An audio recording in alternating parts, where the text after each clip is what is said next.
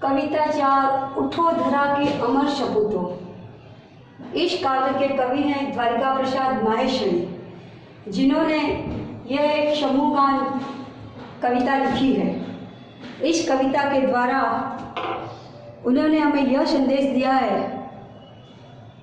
कि एक इंसान से कुछ नहीं हो सकता। अगर हम साथ मिलकर कुछ भी करेंगे तो हम जो चाहें वो कर सकते हैं। इसीलिए कवि ने इस कहानी का नाम दिया है उठो धरा के अमर सपूतों।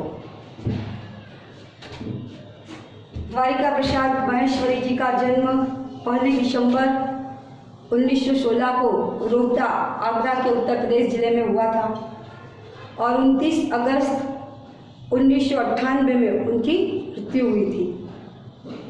उन्होंने 6 काव्य संग्रह, 2 खंड काव्य, 26 बाल साहित्य और 3 कहानी संग्रह तथा अन्य साहित्य भी प्रकाशित किए हैं। प्रस्तुत कविता में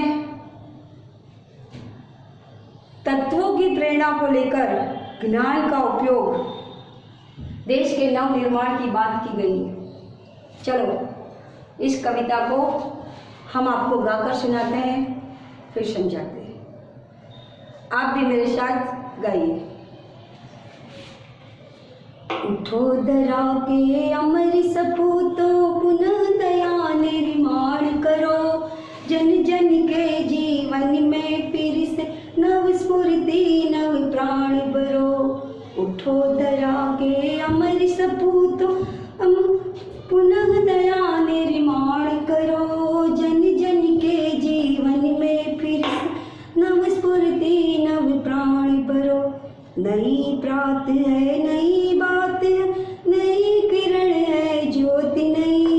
नई उमंग, नई तरंग, नई आस है सांस नई। युग युग के मुरझे सुमनों में नई नई मुस्कान भरो। उठो धरा के अमर सपूतों, पुनः नया निर्माण करो। डाल डाल पर बैठ विहग कुछ नए स्वरों में गाते। गुन गुन गुन गुन करते भौर मस्त उधर मंडराते हैं। नवयुग की नूतन वीणा में नया राग नव गान भरो। उठो धरा के अमर सपूतों, पुनः नया निर्माण करो। कली कली खिल रही इधर फूल फूल मुरझाया है। धरती माँ की आज और नई सुनहरी काया है। नूतन मंगलमय ध्वनियों से गुंजित जग उद्यान करो। उठो धरा के अमर सपूतों, पुनः नया निर्माण करो।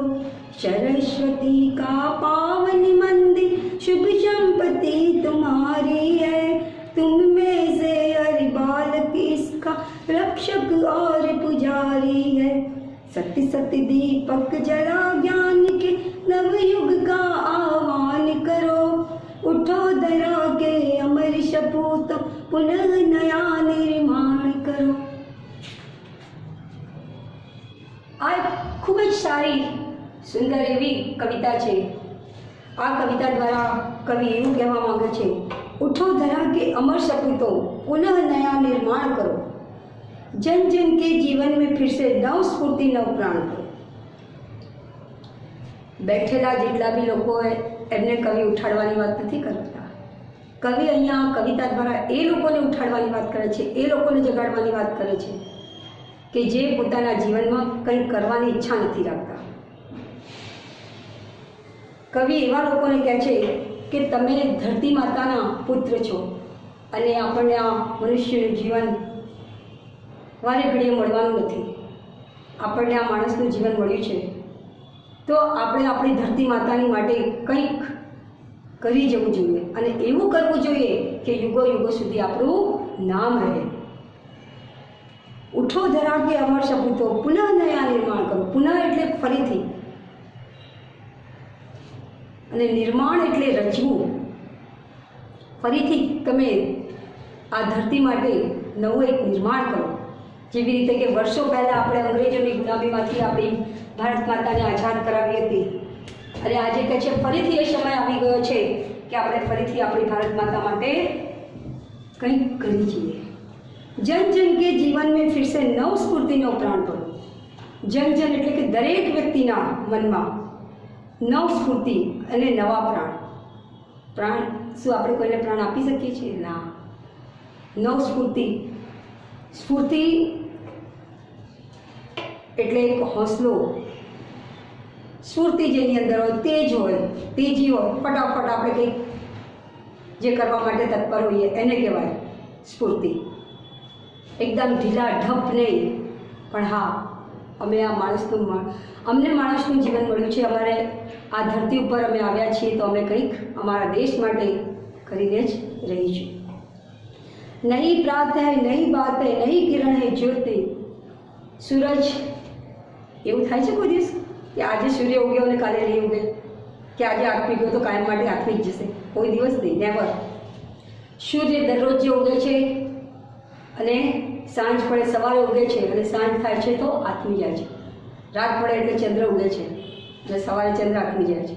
આ બધા કુદરતના બનાવેલા નિયમો છે. જેવી રીતે કુદરત પોતાના નિયમોનું પાલન કરે છે એ જ પ્રમાણે આપણે પણ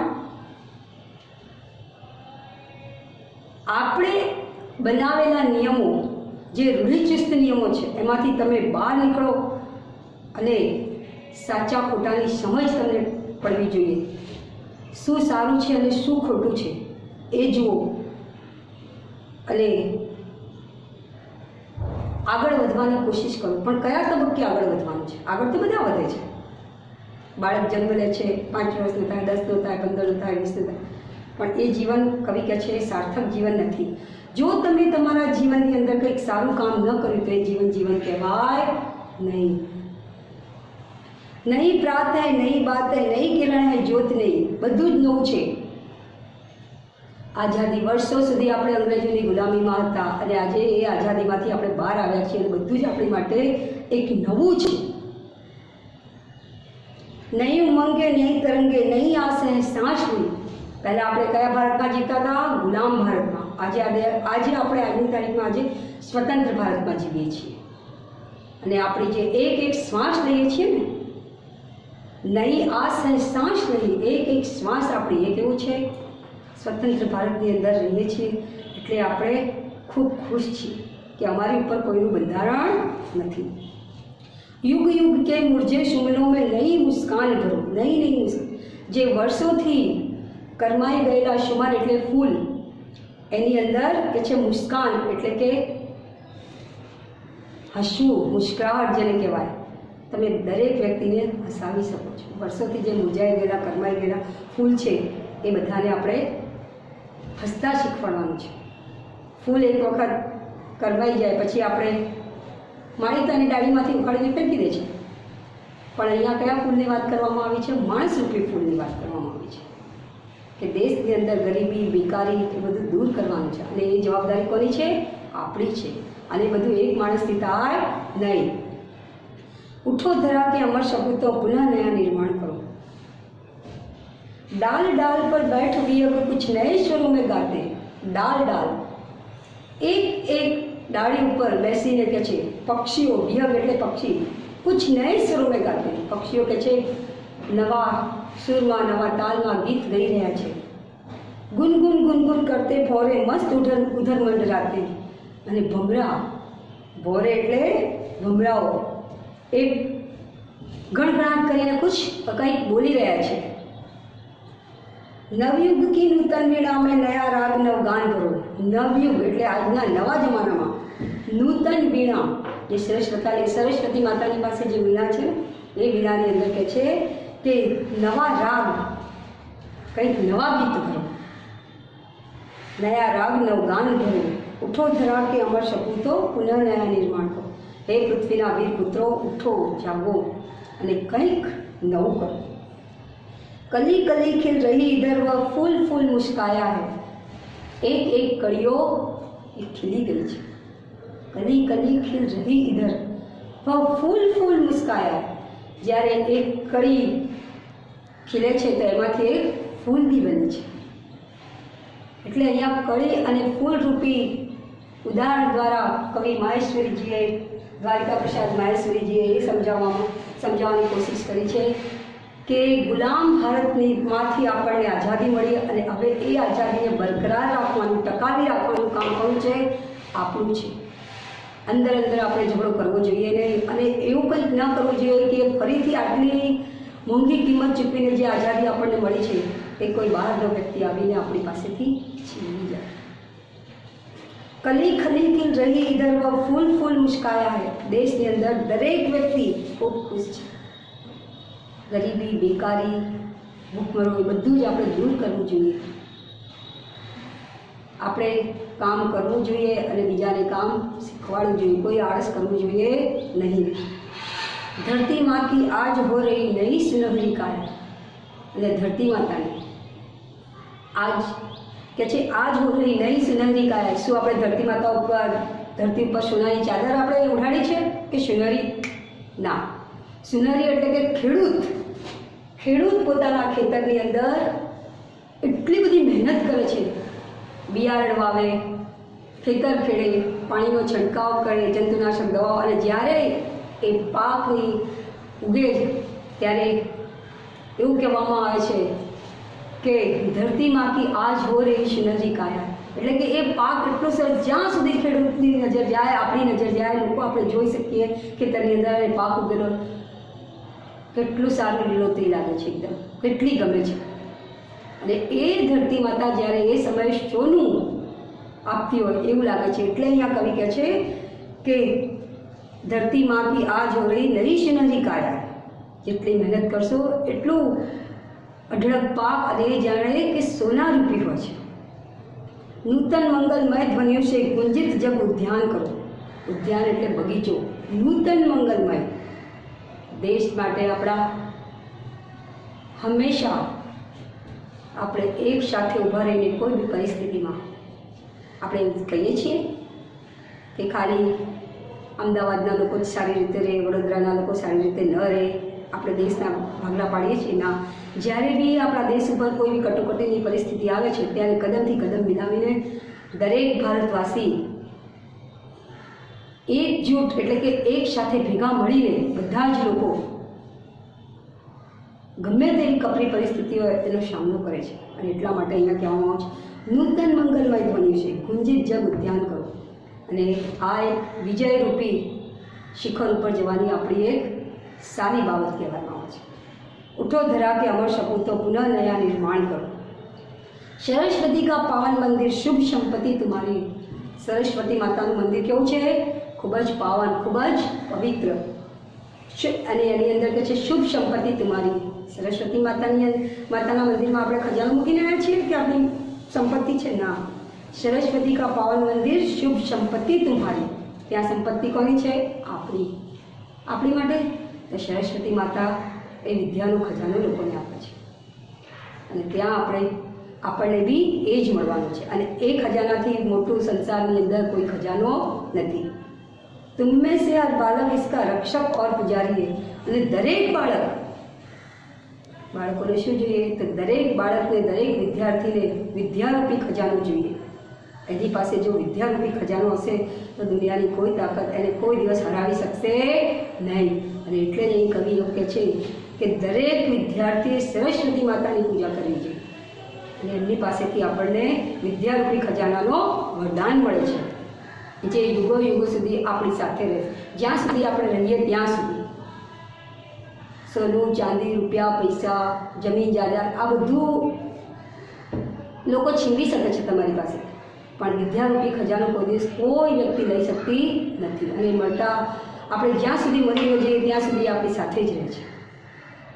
સત સત દીપક જલા જ્ઞાન કે નવયુગ કા આહ્વાન કરો. અને સત સત દીપક એટલે કે 100 દીવાઓ પ્રગટાવો અને નવયુગ કા આહ્વાન કરો.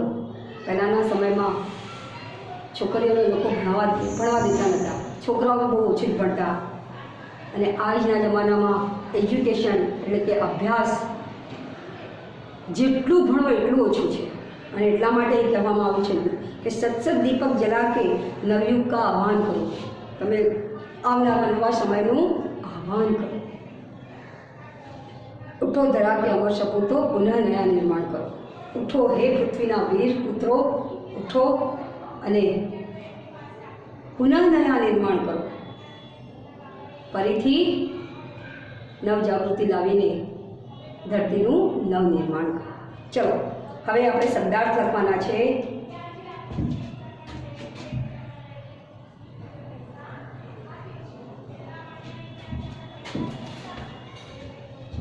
નિર્માણ,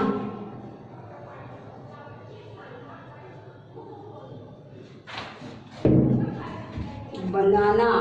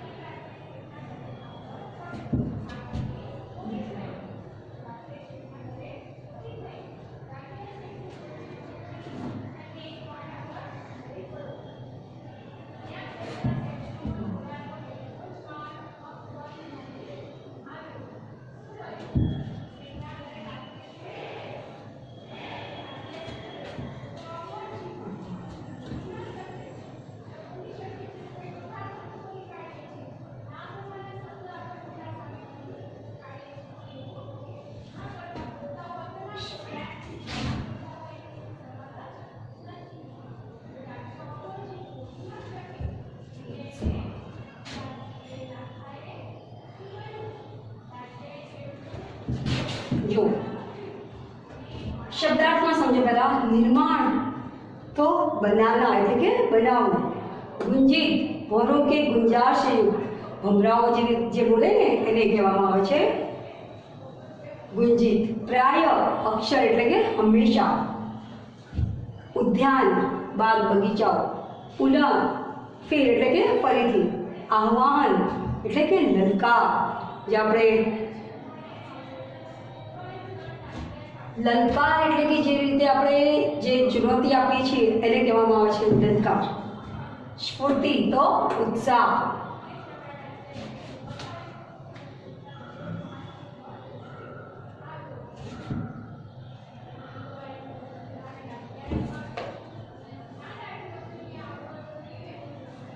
अभ्यास में प्रश्न पहले जुओ.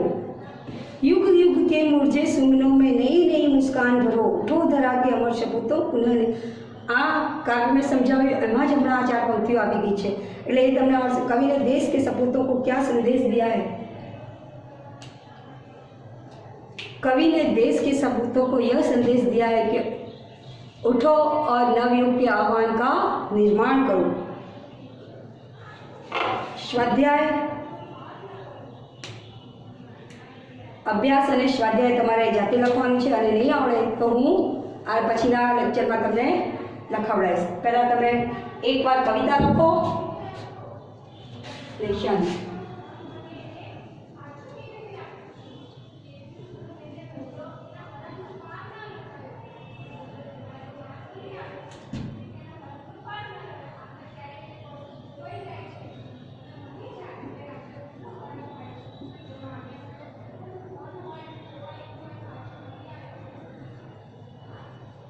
પહેલાં તમારે આ કવિતા લખવાની અને શબ્દાર્થ લખવાના.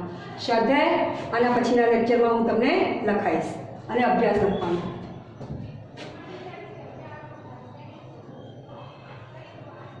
અભ્યાસ હું લખાઈશ.